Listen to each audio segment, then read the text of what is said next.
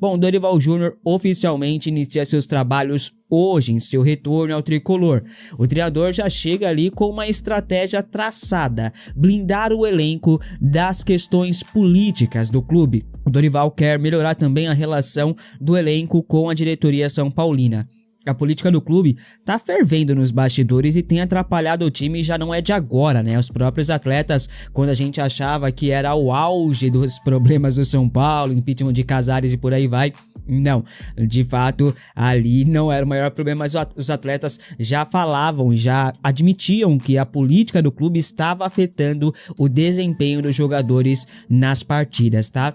Dorival estreia amanhã na partida contra o Milionários pela Copa. Continuando com as informações, vamos ver se o treinador vai conseguir blindar o elenco, ou blindar o vestiário ali da política do clube, e principalmente fazer esse time jogar bola, que é o que a torcida tanto quer ver, né? E o Dorival já chega e tem que enfrentar, além da questão ali política, né, e tentar blindar o elenco, enfrenta também uma crise em questão de lesões no atual elenco. No último jogo do São Paulo, o tricolor chegou a ter 6 desfalques por lesões, né? Além disso, ainda terá os suspensos, mais desfalque no time. Enzo Dias, Bobadilha e André Silva levaram um terceiro cartão amarelo no último jogo e estão fora da partida pelo Campeonato Brasileiro contra o Botafogo no próximo sábado, também no estádio do Morumbi às 5 horas da tarde, inclusive os ingressos já estão disponíveis, tá? O Wendel deve ali substituir o Enzo Dias na lateral esquerda. No meio fica uma certa dúvida, já que tem algumas opções no elenco, como o Luan, Jordan, Negruti e por aí vai. O Dorival tem ali algumas alternativas, Cauli, aí tem o Luciano de volta, então provavelmente terá o Luciano de volta, então pode fazer ali o Cauli como segundo volante. No ataque, nada novo sobre o Sol, porque o Caleri está de volta, cumpriu suspensão na partida contra o Fluminense. O Luciano está se recuperando de um edema na coxa e deve retornar contra o Botafogo. Camisa 10 tá se recuperando, talvez, e não dá pra confirmar, tá, rapaziada, mas pro jogo de final de semana talvez tenhamos sim o Luciano. Ao menos para reestreia amanhã, o Dorival Júnior terá algumas opções, exceto os lesionados, né, o Lucas, o Marcos Antônio, que ainda estão de fora. Rafael Tolói e Alan Franco têm chances de retornar, mas nada certo ainda, vamos com calma. Bom, São Paulo vive dias de caos, qualquer coisa que acontece vira ali uma faísca, que depois vira uma chama, vira um baita de um debate e por aí vai. A última da vez, na verdade, foi o Rafinha, né, rapaziada, que enquanto estava longe de São Paulo, estava apanhando para o Fluminense no Rio de Janeiro. Rafinha estava na Polônia no último final de semana, o gerente esportivo estava ali participando de um jogo festivo de lendas brasileiras, estava o Adriano, também o Lúcio, se eu não estiver enganado. Parte da torcida ficou muito irritada, revoltada com a foto ali de Rafinha sorrindo, né? Porque enquanto ele estava lá sorrindo, festejando, né, e tal, o São Paulo estava aqui no Brasil apanhando. E para muitas pessoas isso é inadmissível, ainda mais vindo de um diretor de futebol que até então era para estar com a delegação, né?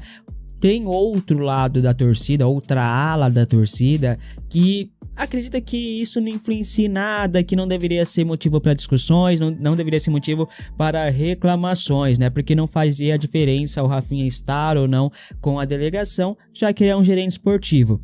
Fato é que essa situação não caiu muito bem, né? Mas eu acho que tem coisas muito piores no São Paulo para resolver do que ficar preocupado com o Rafinha estar ou não. O Rafinha, ele é só sei lá, um animador de vestiário, ele não faz muita coisa no São Paulo, né? O jovem Nicolas está na mira de vários clubes europeus. Clubes grandes como a Roma da Itália estão de olho no jovem. O clube italiano é quem mais ali está atento à situação de mercado do lateral. Há uns meses já, a Roma sinalizou como uma proposta que poderia chegar na casa dos 6 milhões de euros. Na ocasião, foi apenas uma sinalização, não teve nada de oficial. No meio do ano, a tendência é que a Roma ali possa formalizar uma proposta por Nicolas, né? Nesses mesmos moldes. Outro clube interessado no lateral esquerdo tricolor é o Stuttgart da Alemanha. Inclusive o Nicolas chegou a fazer um intercâmbio lá naquela parceria que o senhor Douglas Schwartzman acabou fazendo ali com o Stuttgart. Também tem que rever aí essa questão da parceria, viu? Bom, o jovem fez um intercâmbio, acabou voltando, não foi pra lá, não fechou em definitivo nem nada. Inclusive o São Paulo também recebeu alguns jogadores do Stuttgart. Teve um tal de Hulk grego lá que agradou o São Paulo, mas São Paulo não avançou pela contratação nem nada, tá? Bom, o Sevilla da Espanha também tem interesse no Nicolas, mas vale lembrar que o Barcelona é quem acompanha há mais tempo o jovem lateral esquerdo desde a base de Cotia, né? O monitoramento reforça o potencial do garoto. O São Paulo vê em Nicolas ali capacidade técnica e margem de evolução, mas se chegar uma boa proposta por ele, o clube precisando ali, na verdade, necessitando de grana e fazer vendas, chegar uma boa proposta em questão financeira, o São Paulo pode sim negociar mais uma joia de Cotia sem ele ter sequência no time principal, né? Inclusive, um dos que são de Cotia, que inclusive não vai ter sequência, é o Ângelo. Alguém lembra do Ângelo? O São Paulo tem um garoto chamado Ângelo nas categorias de base, ele que constantemente é convocado para a seleção brasileira sub-17, ele pertence ao São Paulo ainda, mas já está vendido para o Strasbourg da França, né? É um jogador muito talento, de muito potencial, que foi vendido por 32 milhões de reais apenas. Um jogador com muito potencial que mal vai ser aproveitado no time de cima. Até tem uma cláusula no contrato dele com o Strasbourg, que se ele fizer 2.000 minutos aqui no time profissional de São Paulo, o São Paulo vai embolsar mais 12 milhões de reais. Só que ele não vai conseguir fazer essa minutagem, e a gente sabe disso. Voltando a falar dos lesionados, Marcos Antônio evoluiu. O meio-campista vem se recuperando de uma lesão no músculo reto femoral da perna direita. No treino de ontem, ele iniciou o processo de transição. Já realiza alguns trabalhos com o elenco ali no CT da Barra Funda. A transição, salvo engano, é a última etapa aí de um jogador para antes de voltar a jogar, né? Bom, fica a expectativa pelo retorno de Marcos Antônio, que é um dos principais jogadores do atual elenco. Marcos Antônio é um jogador ali de muito talento, de muita qualidade e está muito valorizado no mercado, né? Seu retorno dará ao time um salto de qualidade gigantesca, né, rapaziada? Sim, o Dorival vai adorar. Para o jogo de amanhã, Marcos Antônio tá fora, obviamente, né? Talvez ele volte a jogar na próxima semana, sei lá, contra o Boston River, não sei, não dá para cravar. O prazo mais realista seria de um retorno do Marcos Antônio apenas após a Copa do Mundo. Mas tudo pode acontecer, né? Vamos torcer para que ele volte antes, sem acelerar, obviamente. E o São Paulo tá atrás de reforços para a próxima janela, né? Inclusive, uma das prioridades da diretoria até então era o meio-campista, mas agora com a chegada da nova comissão técnica, a gente não sabe como vai se portar o São Paulo no mercado ainda. Algumas contratações feitas na última janela não deram muito certo. Uma delas é o Cauli, né, que chegou para ser o meio armador, mas até agora não conseguiu performar o que se esperava. Visando uma alternativa, o São Paulo pode voltar a sondar a situação de Gabriel Pirani. O ex-jogador de Santos e Fluminense está no mercado. O meia tem contrato com o DC United da Major League Soccer dos Estados Unidos até o final deste ano. A partir de julho ele já pode assinar um pré-contrato de graça com qualquer clube. Gabriel deseja deixar o clube norte-americano já na próxima janela. Alguns clubes já realizaram sondagens pelo jogador, inclusive o Gabriel Pirani já foi alvo de sondagens do São Paulo nas últimas janelas. De acordo com algumas informações, o São Paulo pode voltar a sondar a situação do atleta, visando ali uma possível negociação na próxima janela. Não tô falando que vai fechar, mas pode ser ali um alvo de uma nova sondagem, a depender do desenrolar das conversas, das consultas. Aí pode rolar negócio ou pode não também, né? Quando o São Paulo sondou Gabriel Pirani, ele e seu staff viram com bons olhos fechar com o tricolor, mas aí não avançaram tanto assim, tá? A fim de reforçar o elenco, você aceitaria Gabriel Pirani no São Paulo? Comente aqui abaixo que eu quero saber a sua opinião. Olho nele porque ele vai ficar livre no mercado em breve, tá?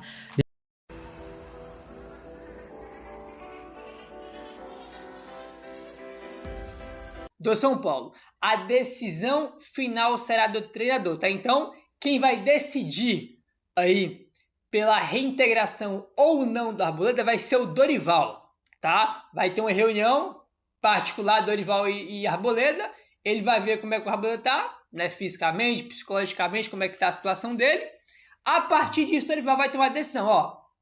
Vai ser assim, bonitinho, vamos reintegrar ele, ou não, ó, não deu, a situação é essa, melhor não reintegrar, não vai dar. Então, a decisão é do Dorival Júnior, tá? Ele vai tomar a frente aí, né, tomar as rédeas da situação e ele que vai decidir, tá? Não vai ser a diretoria do São Paulo. Aí tu vai falar pra mim agora que eu sei que eu já vi um monte comentando. Pô, Gabriel, mas é uma falta de respeito, que ele nunca mais vai jogar a camisa do São Paulo, que não sei o quê, que é falta de amor próprio. Tudo isso é verdade. tá? Eu assino embaixo com todo mundo que acha isso. Só que, irmão, depois que a gente viu no sábado, irmão, eu não vou nem reclamar, pra ser bem sério pra vocês, tá? Se for parar pra olhar a situação da Arboleda friamente, tá?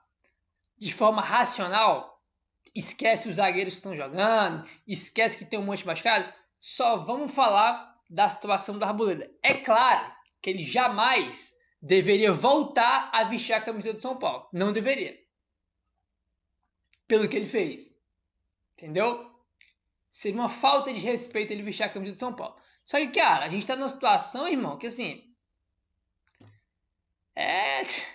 O próprio São Paulo, né, não se dá o respeito, né, a diretoria, em várias situações. Acabamos de ver uma troca de técnico patética que acabou de demitir o técnico em 2 meses. De uma troca bizarra. Aí quem contratou chega na coletiva e fala que... E tira a responsabilidade.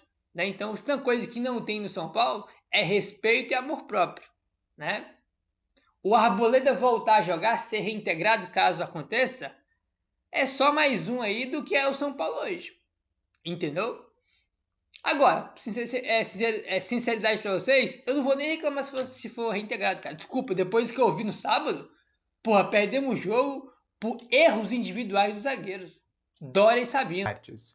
O Botafogo também vai ter desfalques para enfrentar o São Paulo, tá? O Botafogo enfrentou o Corinthians no último domingo, venceu por 3-1, 3 gols de Arthur Cabral, centroavante, e aí eles terão 4 desfalques certos para essa partida contra o Tricolor. Então, não é só aqui, lá também os caras vão ter desfalques. O lateral Pontes, o meio-campista Medina, aquele mesmo volante que chegou a negociar com o São Paulo, que era do Estudiantes, o Botafogo acabou levando, e o lateral esquerdo Alex Telles, esse é bom de bola, esse eu queria no São Paulo. Eles tomaram o 3º cartão amarelo e estão fora, estavam pendurados e estão suspensos. E o Barbosa, ele estourou o limite de 12 jogos do Campeonato Brasileiro. E como ele já foi negociado com o Palmeiras, a tendência é de que ele não jogue esse compromisso contra o São Paulo para não atrapalhar a negociação que ele tem com o Palmeiras. Tanto é que ele chorou lá no Newton Santos após a partida, porque, ao que tudo indica, foi a última partida dele no Campeonato Brasileiro. O Botafogo ainda tem mais 2 jogos de Sul-Americana, a tendência dele jogar esses jogos, mas no Campeonato Brasileiro ele já está de fora.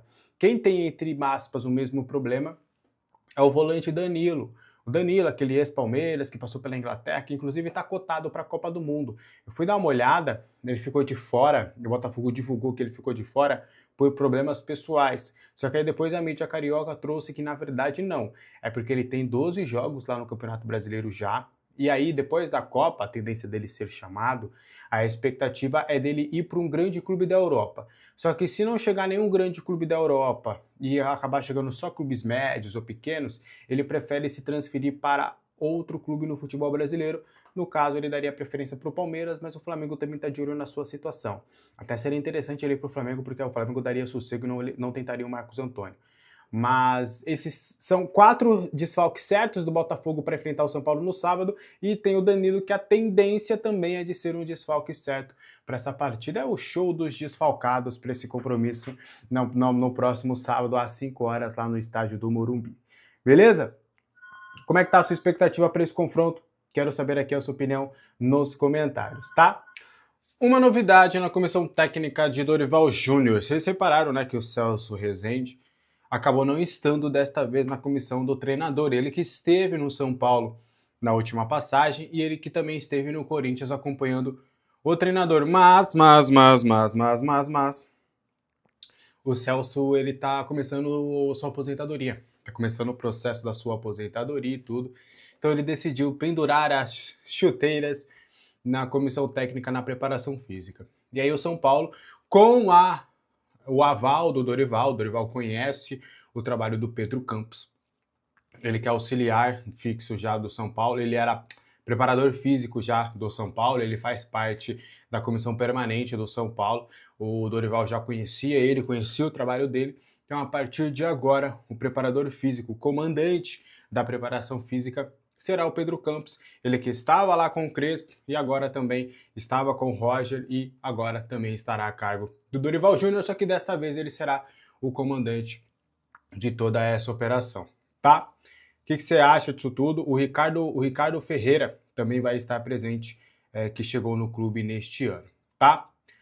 Bora continuar trazendo mais informações do São Paulo. Seguinte, Dorival Júnior, inclusive, será apresentado nesta segunda-feira, 2 horas da tarde, tá? Essa será... É a coletiva que importa hoje, né? Tem gente falando aí que tem uma tal de coletiva de convocação de seleção brasileira, eu não tô sabendo.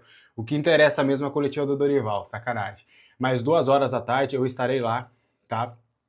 Estarei lá presente, farei uma perguntinha. Qual a pergunta que você faria pro Dorival, inclusive? Vou perguntar para os membros, vou pegar uma pergunta lá dos membros do canal, vou perguntar para eles lá, eu vou pegar uma pergunta deles pra gente conversar. Provavelmente ele vai ser perguntado sobre a Arboleda, vou perguntar sobre os garotos da base também, do que ele já soube e tudo mais. Enfim, vamos fazer algumas perguntinhas lá pro técnico Dorival Júnior. A coletiva deve começar às 2. Mentira! A apresentação, a coletiva tá marcada para as 2, só que o São Paulo sempre dá uma atrasadinha. Então 2h10, 2h15 já deve estar começando por lá, tá? Bora continuar avançando, trazendo mais informações do São Paulo. A doutora Amanda, agora ela fez um inquérito, basicamente, ela fez uma petição, melhor dizendo, contra o Rui Costa e o Carlos Belmonte por gestão temerária. Ela protocolou, tá? Ela fez todo o estudo, ela pegou vários elementos, ela pegou várias possibilidades para enquadrar de fato os dois nessa situação. Então ela pegou matérias jornalísticas, pegou dados, números de balanço, pegou tudo isso que aconteceu nos últimos anos na gestão dos dois. O Belmonte era o diretor de futebol do São Paulo e o Rui Costa era diretor executivo, segue como diretor executivo, mas no papel agora ele é o líder do departamento de futebol. Aí a doutora Amanda, ela fez a petição indicando indícios de gestão temerárias cometida pelos dois. Então, isso foi levado para o Ministério Público de São Paulo, tá? E aí vai depender agora, o Ministério Público deve olhar toda a petição, analisar e tomar uma partida. Se vai ter seguimento ou se vai deixar o caso para lá. Vamos aguardar as cenas dos próximos capítulos. Fechou? Pô, um dado importante e preocupante também, o Sub-20 do São Paulo não tá bem, né? O Sub-20 do São Paulo entrou em campo, não conseguiu vencer mais uma vez, dessa vez acabou empatando apenas com o América Mineiro. E tá vendo o drama ali, o São Paulo que nunca foi rebaixado, o São Paulo pode ser rebaixado no Brasileirão Sub-20, cara, que loucura. O São Paulo segue sem vencer desde a chegada do Júlio Batista, foram 5 jogos e nenhuma vitória do São Paulo até então. O São Paulo neste momento está na 16ª colocação, com 12 pontos ganhos em 12 partidas, com a mesma pontuação, aliás, com 2 pontos a menos está o Criciúma, que está ali o último fora da zona de rebaixamento, são 3 que caem no Brasileirão Sub-20. Aí tem o Cuiabá com 9, o Avaí com 8 e o Juventude com 6 pontos. Então, se o São Paulo não acordar aí no Brasileirão Sub-20, não é nem mais sobre falar de classificação, e sim agora é falar sobre rebaixamento. Que loucura, até o São Paulo no Sub-20 as coisas não têm acontecido da melhor forma. Vamos aguardar e torcer para que o Sub-20 consiga. O Sub-20 tem usado um pouquinho o Rian para ele ter rodagem, tem alguns jogadores que estão começando a ter mais espaço, o TT e o Igor Felisberto acabaram descendo no último jogo para ter um pouco mais de minutagem. Vamos ver como é que vai ser o trabalho do Júlio Batista à frente do Sub-20. A gente espera que ele consiga melhorar esse time do São Paulo. Clube, seguinte, o Cauli se aproxima um pouquinho mais na meta de compra do São Paulo e vamos ver como é que vai ser o desempenho do Cauli com o técnico Dorival Júnior, né? Fato é que ele chegou ainda com o Crespo, teve alguns jogos ali com o Crespo, era mais uma opção realmente de segundo tempo. Com a lesão do Lucas Moura, com a mudança de esquema tático do Roger, ele passou a jogar praticamente todas. Na partida contra o Fluminense foi mais uma partida onde ele passou dos 45 minutos, então entra na meta de compra. O problema é que para muitos, inclusive neste momento estou corroborando com essas pessoas, o Cauli ainda não fez o suficiente para o São Paulo pensar em uma compra do Cauli. Lembrando vocês que o Cauli chega por empréstimo de R$500 mil pelo empréstimo. O São Paulo abona esses valores ali do que tinha que receber já do Nestor, então em tese não pagou nada, mas também deixou de receber. E aí o Cauli tem a meta de o seguinte: ele tem que jogar 25 jogos por pelo menos 45 minutos. Então tem partidas que ele até entrou, mas não bateu essa meta de 45 minutos, não entra para contagem. Só que aí agora, com a partida com o Fluminense, ele jogou 9 jogos por 45 minutos. Ele precisa bater 16, mais 16 para chegar nos 25.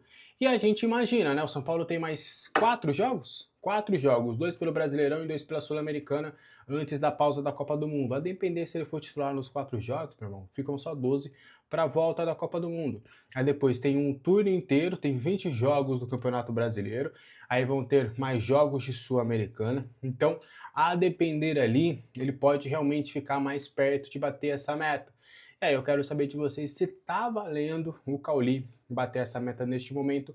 Acho que até, se me permite uma opinião, acho que o Cauli é até bom jogador, mas falta senso de urgência.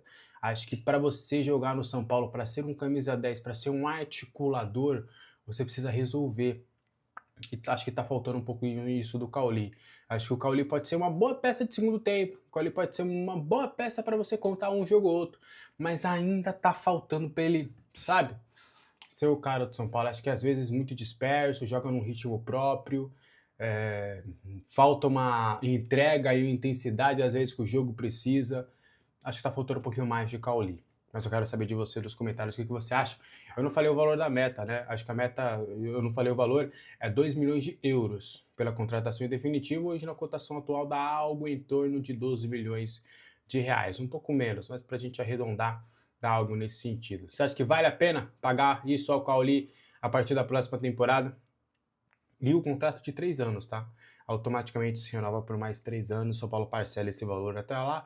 Provavelmente, né, também descontaria dos valores que teria recebido o Bahia que comprou o Michel Araújo e o Rodrigo Nestor.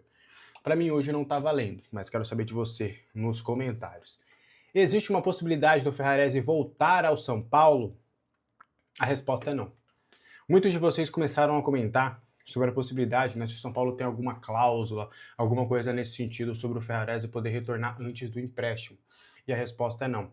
O Ferrarese está jogando no Botafogo, fez uma boa partida contra o Corinthians, né? Ele fez ali uma dupla de zaga com o Barbosa. Ao que tudo indica, vai ser titular. Ele tem uma meta lá também, que ele pode acabar batendo, e aí o valor dele pode acabar aumentando no fim das contas. É o mesmo valor do Arthur. Eu até acredito, tá, que no fim das contas, o Arthur continuando jogando bem aqui e o Ferrarese jogando bem lá, eu acho que no fim das contas os dois vão tentar elas por elas, né? Ó, eu não te pago, tu não me paga, eu fico com o jogador e você fica aí com o jogador.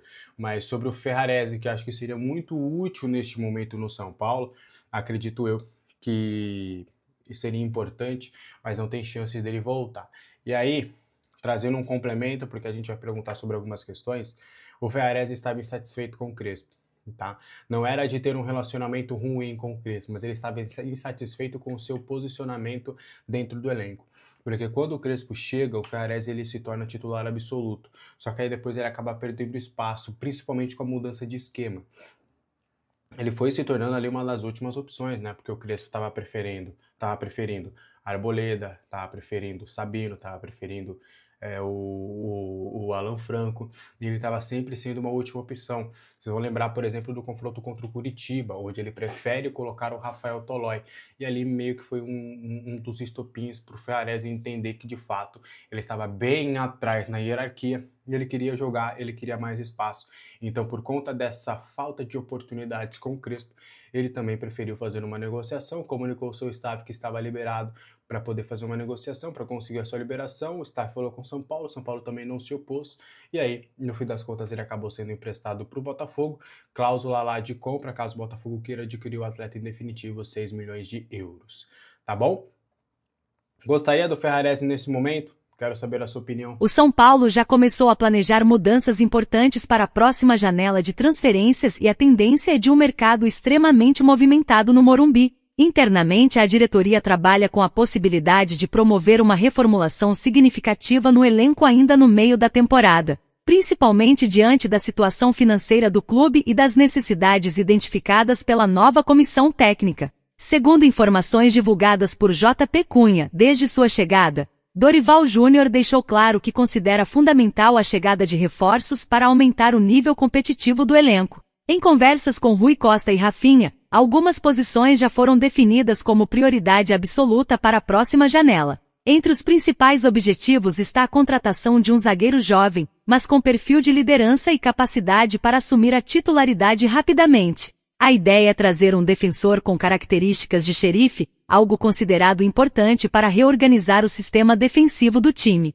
Outra prioridade é a ponta esquerda. O setor preocupa especialmente pela possibilidade de saída de Ferreirinha na próxima janela. O atacante segue valorizado no mercado e recebe sondagens frequentes, o que faz o clube já buscar alternativas mais experientes para o setor ofensivo.